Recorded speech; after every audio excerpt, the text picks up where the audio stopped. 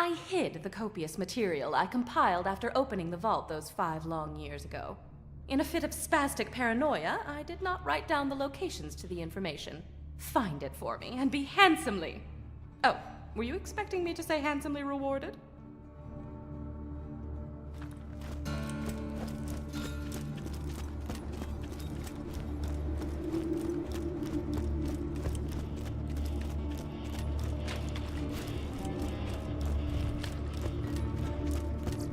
I've been relocated to Sanctuary against everyone's better judgment. Not my own, mind you. I never wanted to be here.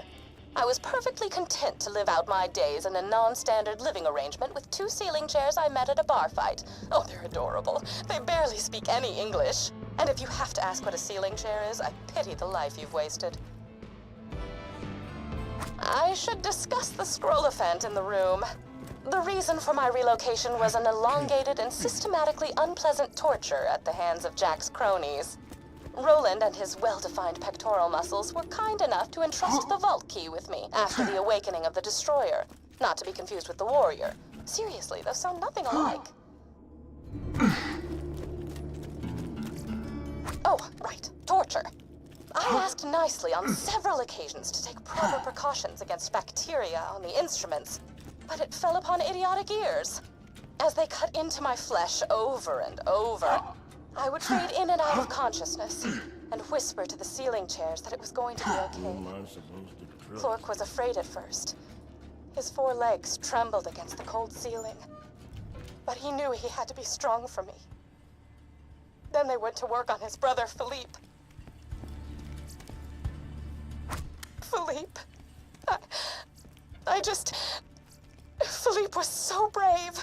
He was so brave for me when the rotary saws began to ply his legs from his body. Clark cried out for his brother, even when one of the torturers inadvertently sat on him and muffled his cries. The last thing Philippe said before he passed on to the great wooden beyond was, "I love you, Patty. I love you." And then he was gone. It's lonely here in Sanctuary. Come on! Sure, Just Clark open prattles up! around on the ceiling, but it's hardly the same. Jack has taken so much from me. Jack has taken the only happiness I've ever had in his asinine quest for the Warrior and more power.